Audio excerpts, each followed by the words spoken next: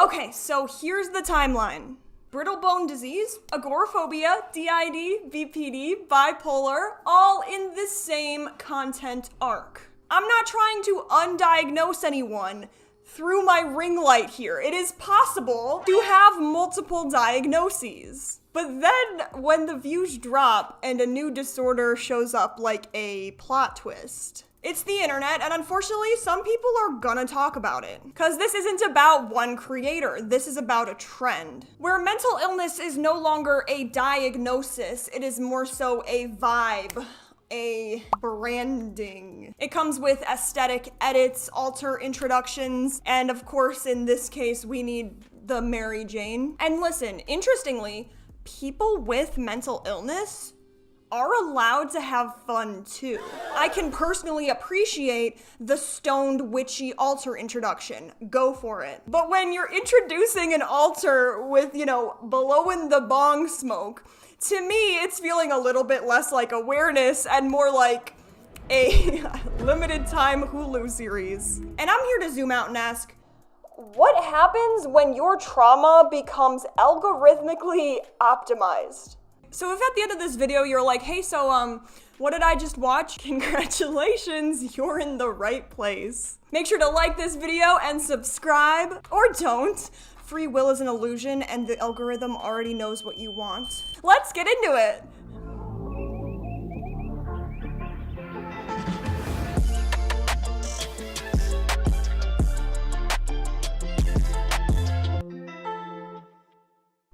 Okay, quick refresher. What is dissociative identity disorder? It's a trauma response where the brain separates into multiple identity states. These alters are created to survive what is often early and extreme trauma. We're not talking about your average mood swing, we're talking memory gaps, identity disruption, losing time. Basically, it is serious, and a lot of the internet loves to misunderstand that.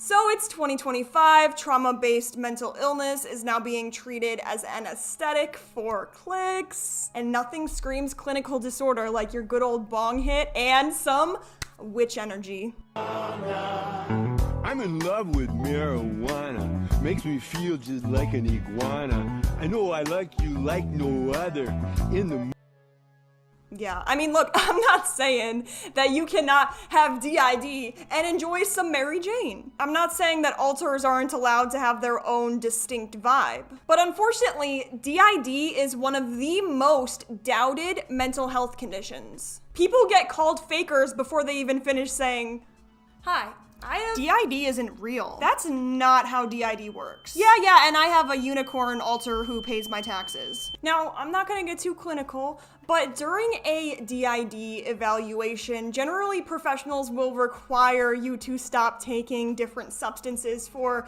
an extended period of time because symptoms can mimic a lot of the same symptoms, such as dissociation, memory gaps, mood swings, that out of body, but it might be the edibles vibe. Basically, if your symptoms can be explained by edibles or anxiety, you might not be getting a DID diagnosis today. Okay, I'm Gen Z, I get it. Maybe the whole stoner witch thing was like ironic. It was a bit. The thing is, TikTok does not have sarcasm subtitles. When you post something dead serious, people might take it at face value. Even if it is a bit, it's still kind of glamorizing, definitely stigmatizing the disorder. But okay, let's rewind to the pre-DID era.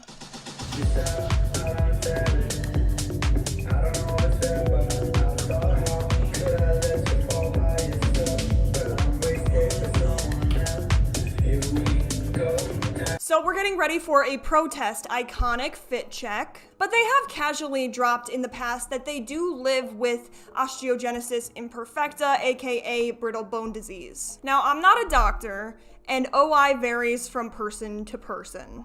But if your bones can potentially break from like a firm hug, is it the best interest for you to go to a crowd surge? No mention of gear, mobility aids, just staying out of the chaos. The thing is though, People with disabilities should be allowed to protest. So I digress, let's move on to when they sold witchy stuff online as a professional witch. Not long after that, there was a classic creator moment where they made a video and said, listen, I'm not getting the views I was hoping for anymore. I am so unbelievably fed up with the algorithm at this point. For the past month or so, my views have dropped dramatically. And I don't mean gradually, I mean like all of a sudden they just dropped and they haven't come back up. On its own, I'm not seeing a red flag here. Everybody complains about the algorithm. But what makes it worth noting is what happens next. They pivot straight into DID content. We've got dramatic alter intros, new aesthetics, there is a higher engagement. Unfortunately, it's a pattern we've seen before. I'm losing views, but suddenly I just realized that I have this trending mental health condition. Suspicious timing, however, would not hold up in a court of law. But just before they started making this DID content, they were talking about their brittle bone disease. By referencing a movie that I think just so happens to be one of the most dramatized characters with DID ever to be on the screen. Hey guys, so one thing I've really been meaning to getting around to do on this account is actually educating on my specific disabilities. So listen up if you want to learn something you probably don't know. So I have a disability called osteogenesis imperfecta.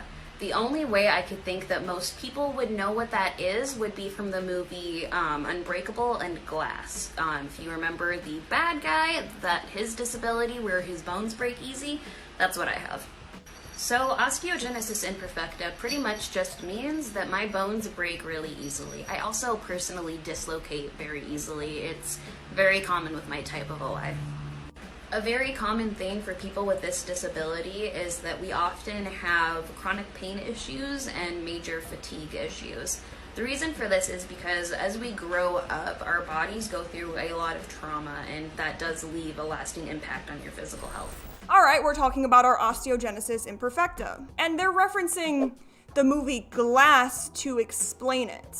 You know, the one where Samuel L. Jackson plays Mr. Glass, the villain with brittle bones. That's a cool reference. What they don't mention, however, is that Glass also features another main character, Kevin, who lives with DID. With this DID portrayal, let's just say subtlety was not the goal. An individual with multiple personalities can change their body chemistry with their thoughts. This is DID with a Marvel origin story. We're talking supernatural strength, animal instincts, climbing walls. Yeah, I mean, just like, as a person, I don't know that that's grounded in reality. And then things get interesting because just a little while after posting that video, they start claiming, hey, I also have DID. I mean, to be clear, it's absolutely possible to have osteogenesis imperfecta and also DID. It's not exactly common. I mean, they are two completely unrelated conditions. One is genetic and physical, and the other one is genetic and trauma-based. So if I had two rare disorders, and they both just happened to be referenced in the same movie that I just watched, I feel like that would be the first thing I'd bring up. I mean, this is a once-in-a-lifetime coincidence. But then in this creator's video, it actually wasn't mentioned at all. Almost like the connection had not occurred yet. But when you thought it could not get more unhinged, part 2 has entered the chat. So this is part 2 to talking about my disability. So, the way that this impacts me in my day-to-day life, normally I would say I probably experience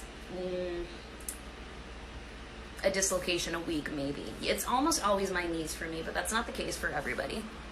Also, because of my chronic pain issues and my fatigue issues, I am an ambulatory wheelchair user, which means I use a wheelchair, but not all the time. For me personally, I usually use it if I have to do any kind of long distance. If I have to be walking for more than 20-30 minutes, I will try to take my chair in, unless I'm being stubborn, and that usually winds up in me getting hurt. Currently, I'm having to use my wheelchair full-time because I actually fractured my leg right there. I can't remember what the name of the bone is, but if I do remember, I'll put it somewhere here. But yeah, that's what my day-to-day life is like. Okay, you're using your wheelchair full-time because you have a tibial plateau fracture, which is a serious break near the knee. They're wearing a brace. Checks out. Chronic pain, fatigue, mobility aids. Valid.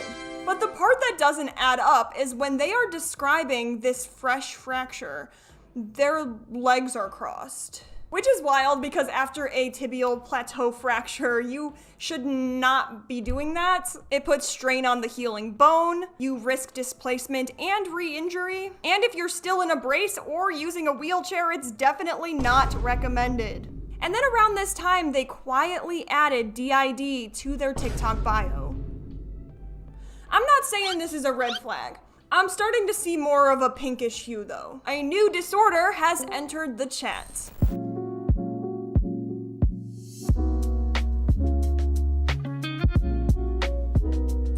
So in the video, they casually dropped that not only do I have DID, I also have bipolar disorder. 1 or 2 is not specified. These are 2 heavy hitter diagnoses. One is biological, bipolar, the other one is trauma-based, DID. Can someone have both? I mean, absolutely. It's a little rare considering the rarity of both disorders. Around this time, they mentioned a psych hold, and then suddenly they have DID. So welcome to, can you get diagnosed with DID in the psych ward? Technically, yes. Realistically, no. Psych holds are typically short. They're focused on keeping you safe, not on deep trauma patterns. DID takes months of interviews, observations, ruling literally everything else out. It might not be for every single person. I was hospitalized once and suddenly I learned that I'm plural. And this is not shade on anyone. I mean, this is more of a clinical reality. But just when you thought the diagnostic roster was full, another diagnosis enters the arena. I was in love, Stephen, like out of my mind in love. What was I supposed to do?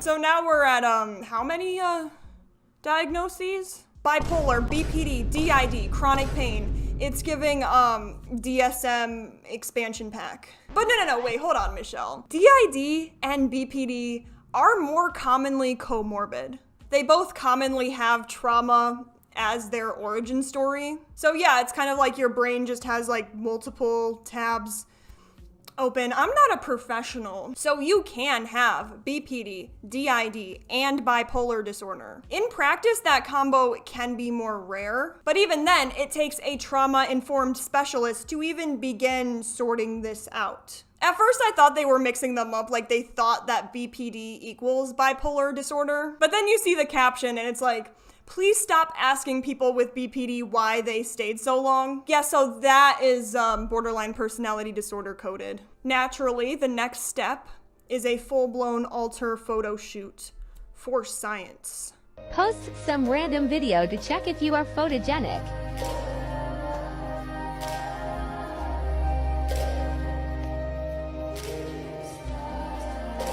So as you can see, they're doing that trendy, like, oh, you take a video and it takes an aesthetic picture every 0.5 seconds. And then in most cases, it ends up looking spontaneous and aesthetic. Except this was not a fit check. This was blowing smoke into the camera. And the caption, checking how photogenic different alters are. Here's the thing, if we were to assume that they were diagnosed with DID recently, and by recently, I mean even in the past few years, you might be confused, scared, not so much, hey y'all, check out how my different alters react to the bong hit. As you can see, I'm not that cool. But at the same time, let's not shame people who are trying to express themselves. I'm just jumping on this because naturally, the next step in a serious diagnosis is, I don't know, hopping on the trending sounds. Michael, don't leave me here. Michael, Michael. So in this video, we're talking about or meeting the gatekeeper, an alter that some systems have that actually manages switches and protects the system. Excuse me, I've done my fair share of interviews with people who live with DID. Not everyone will refer to themselves as a system. I digress, every therapist is different. But here, am I understanding the gatekeeper is locking an alter out because they didn't want to talk to the therapist about their feelings? That sounds like a thing between you and your therapist. However, they did make a TikTok about it. Like, I'm so confused. Is this kind of like a trauma response or a power move? The whole point of DID recovery is learning to communicate with alters, not so much punish each other. And for a newly diagnosed system, the internal play-by-play is, oddly detailed. They know who's fronting, who's being locked out, and why in real time. It's not impossible, obviously, it's just surprisingly scripted for someone who is still figuring it out. Also, blocking a switch or forcing one, that can hurt. Not only with trust, but an alter can physically feel nauseated, disoriented. Spring brings flowers, summer, your beach days. And fall brings a new diagnosis. When you went through some hard shit and now the alters have little to no shared memory again, and the agoraphobia has gotten out of hand, the functioning is even worse than when we worked on it with the old therapist 8 years ago. So in this TikTok, they're talking about how their agoraphobia has gotten out of hand. Their alters have no shared memory again, and things are worse than when they started therapy 8 years ago. Now, Leviathan and I share something with each other than just being alternative, although obviously Leviathan rocks it better. We were both millennial babies born in the year 2000. And so, assuming this was filmed in 2022, if you started therapy 8 years ago, now I'm not good with math, we already know this. You started therapy when you were 14. Iconic. I'm assuming that they just mean like therapy in general, not like therapy working with alters as a DID system, considering how rare it is to be diagnosed with DID at a young age like that. Anyway, quick recap. Agoraphobia. It's an anxiety disorder where people avoid places or situations that might trigger panic, like crowds, public spaces, or just leaving the house. Which is interesting because up until just now, there was no mention of agoraphobia or having therapy for 8 years. This is going to be the most nitpicky part of the video, but around this time, a lot of DID creators were saying that, hey, I have agoraphobia, which is valid. I mean, DID and agoraphobia are both trauma related and they can absolutely co-occur. But it's just interesting because some things that you don't see in the DID community are like, hey, I have IBS due to stress from PTSD. When I switch alternative states, my blood pressure gets so high that I need to lie on the ground.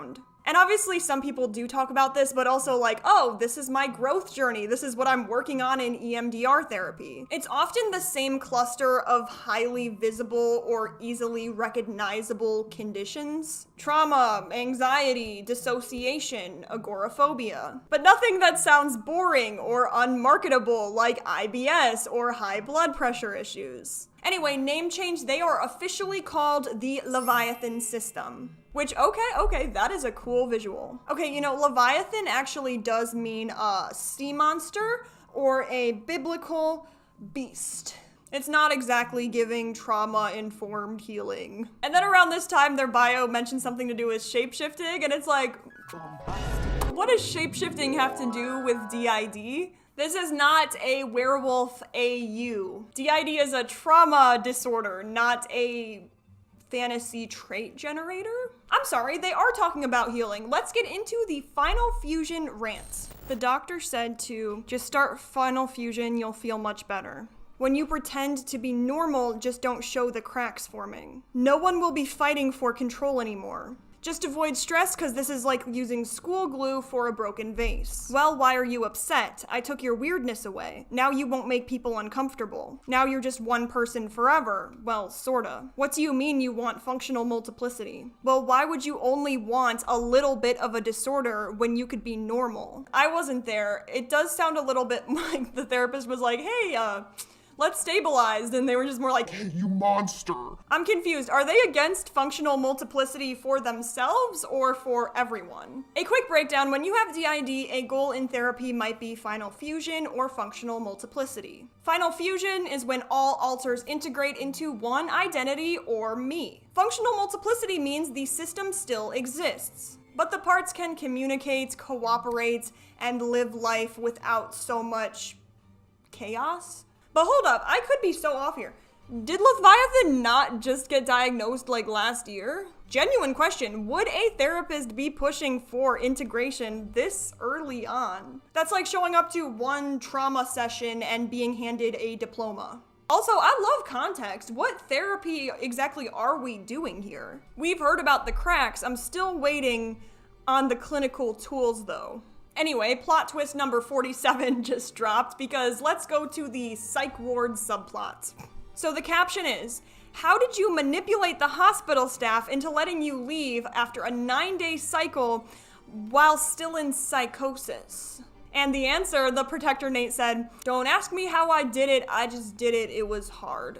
Okay, wait, so are we out here flexing about outsmarting psychiatric professionals while we are mid-psychosis? I'm not seeing as much trauma education as I am Criminal Minds side plot. Psychosis is different for everyone. I don't know, it might be a little hard to negotiate a discharge, let alone manipulate the staff. Saying they let Nate go because Nate is smart. That might be meant to sound empowering, but it comes off as a little theatrical, like a plot twist from a drama series or perhaps Billy Milligan. But also, why are we flexing about avoiding medical help while we're in a psychiatric emergency?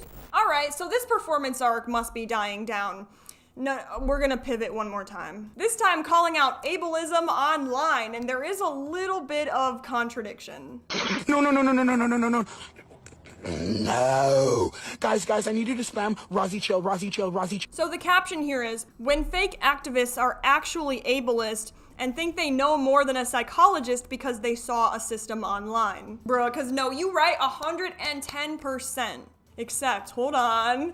Didn't you post a video dragging McLean Hospital? They're one of the most well-known DID treatment centers, and they did make a video talking about how a lot of people online glamorize DID. So it's okay when you think the professionals are wrong, but then when someone questions your aesthetic alter montage, they're ableist? Anyways, nowadays they're on TikTok making videos about functional multiplicity, LGBT rights, politics. I was ready for another overfiltered alter arc. However, wait. They made a video about covert systems versus overt systems, which is kind of fire.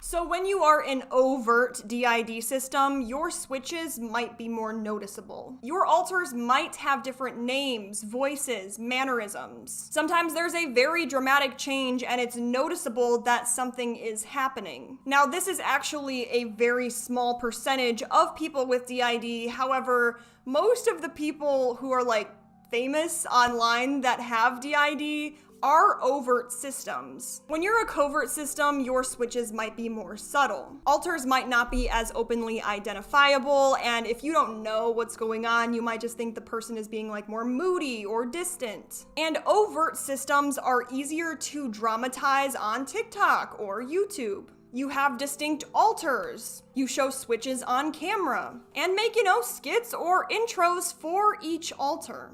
And honestly, it's what a lot of people expect when they imagine DID because like, hey, have you seen Split? And it's like, okay, maybe this creator always did have DID and they're just talking about it more recently. That's totally valid. People disclose at their own pace. Not everyone gets their trauma arc greenlit in season 1. And before anyone jumps in and they're like, hey, but Michelle, guess what? You're being ableist. Let me be super duper clear here. Self-expression is valid, but it's also already such a stigmatized disorder, and I just cannot for the life of me imagine somebody glamorizing their PTSD. It comes down to TikTok rewards performance over honesty, and that hurts everyone, especially people who are living with the disorder, who are just trying to get through the day without getting fake claimed. Mental illness is not a vibe. Diagnosis is not a brand. And healing should not have a fan edit. I guess my big question here is kind of, what do you think? If you live with some sort of disorder, trauma-based disorder, DID, how do you feel about people just casually posting about it? Is that chill? Is that something people just need to shut the fuck up about? Or should we take a deeper look at it because the disorder is already highly misunderstood? So many people just don't even believe in it. And what can we do as a community? Because obviously I feel like commenting on someone's post being like, hey, just so you know, I think you're faking or glamorizing. No, I don't think that's the right way to go. Like, shout out to Leviathan because they're literally just supporting political and LGBT rights. Make sure to give this video a thumbs up, subscribe, and comment below so that I can continue making content that confuses your entire recommended page. My bad about that. Comment below, very specifically, an apple emoji, so that I know you made it this far. Without further ado, don't glamorize disorders on the internet. Love you guys and peace out.